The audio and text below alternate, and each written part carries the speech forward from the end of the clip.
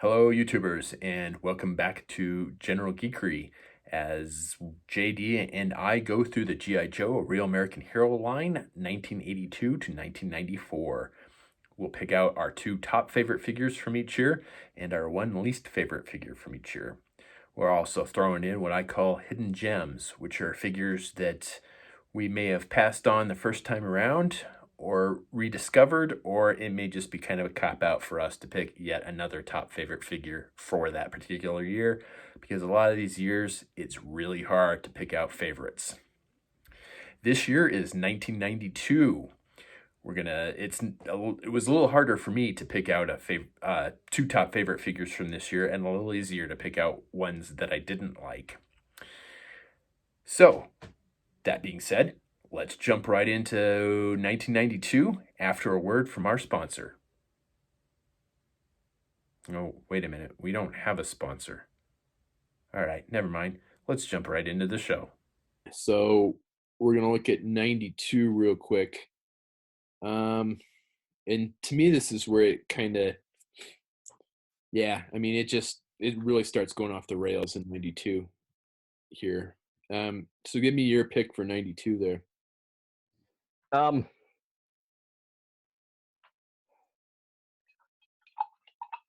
uh, I'm gonna say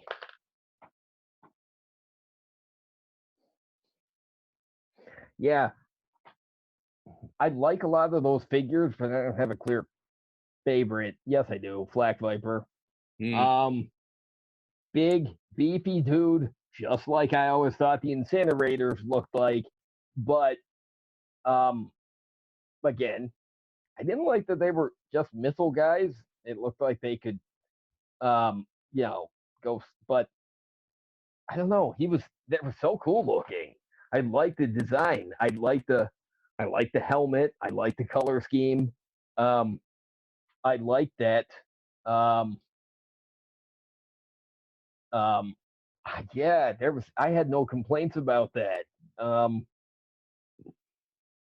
in fact, I think the first one I got, uh, there was something like the Saw Viper for me, and I don't know. I kind of thought, oh, these guys could be as cool as he was. So, um, like I almost wish that he'd been kind of an update of the Saw Viper, but I get why they didn't. Yeah. Yeah. So I got to agree with you on that. Top pick for 92 is also my Flak Viper. I did have that figure as a kid. I'm looking at some of these now, and I remember having four of these figures. Because I had the wetsuit and I had Barricade and the Firefly and the Flak Viper. And Bulletproof. I had Bulletproof as well. But yeah, the Flak Viper is awesome. I love the idea of yeah, like pretty much everything you said. It's not often that I agree with you 100%, but yeah, everything on that figure works for me. Even the this is the one of the very few times that I think the gimmick, because this is where they really started getting into the gimmicky missile launching shit that I really Yeah, like, but it worked for this figure, and it worked well. it did work.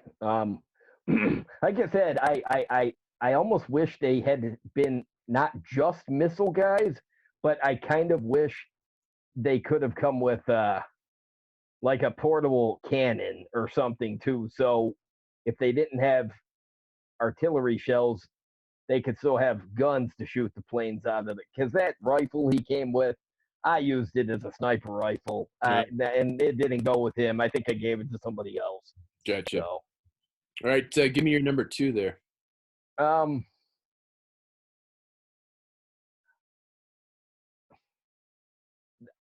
I think, um, damn it, I liked, um,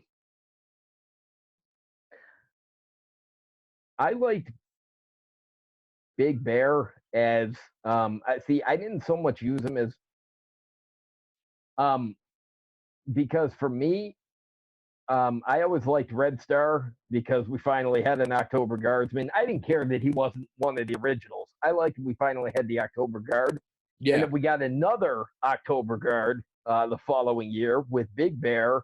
Um, but I felt like he was as big and imposing as Horror Show was supposed to have been because Yeah. really he looks bulky as hell. And um, I think it just made me long. It made me wish that we'd gotten a Horror Show figure so I could have had both. But yeah, I really like Big Bear. All right. Boy, I got a hard time picking my second favorite because this, for me, this, like I said, this is the year it kind of went off the rails. As much as I like Firefly, I did not like the version 2 the version 2 figure at all. Um,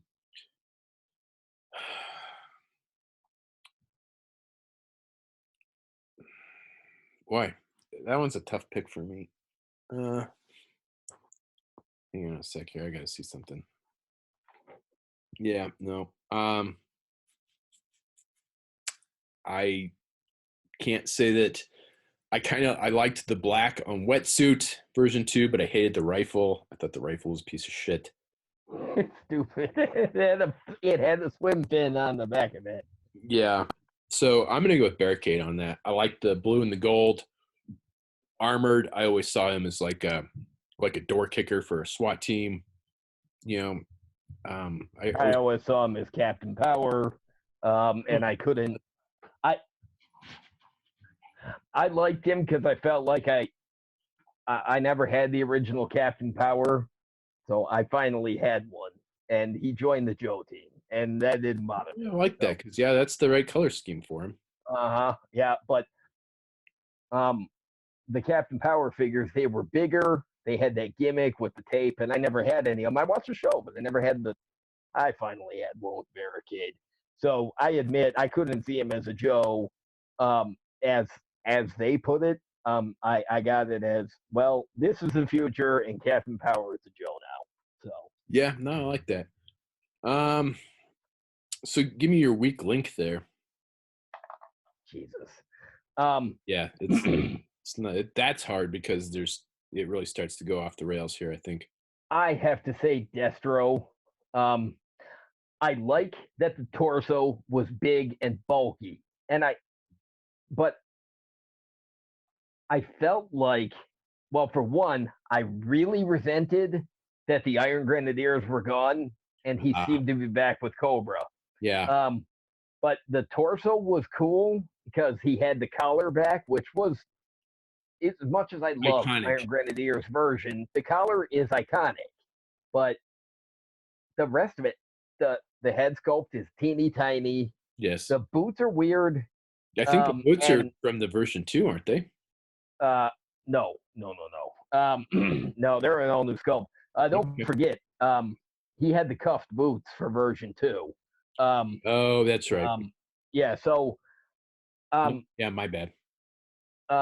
Yeah, it was, yeah, the tiny head, the lack of chrome on the head, and the fact that it looks like they wanted to make the arms, they were trying to go back to the spirit of the original Destro.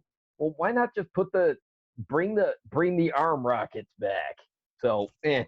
Yeah, neat idea, but loser of a figure. Yeah, boy, yeah, that's, oh man, I don't know that I can pick one here. I'm gonna have to say that EO version 3 or version 2. I think that the mechanical robotic shark was awesome. The fact that it shot a rocket was stupid. Huh. And the color scheme was shit. Huh. See. Oh, hang on a sec. Hang on, I gotta pause it. Oh. All right. So yeah, EO version 3 is my weak link. I absolutely hate the color scheme. I was gonna say, I love the robot shark. Yes, the robot shark. I would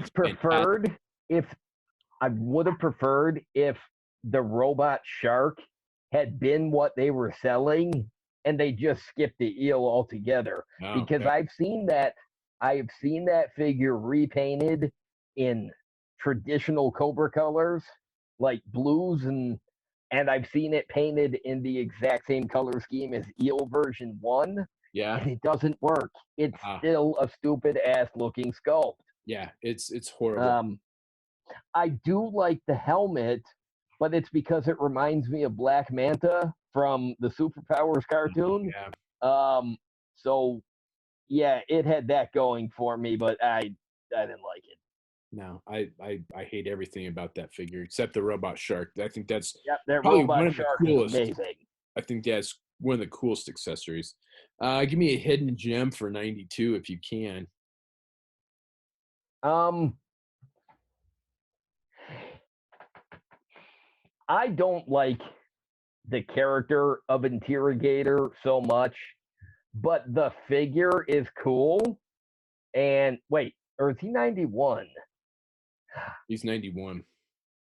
Okay, see, I never got one until later on, and I think it was at the PX, and I think it was the second year that it was out. But in my head, it's always a 1992 figure because I didn't see it till later. Gotcha. Or is But it 93? I thought that was 93.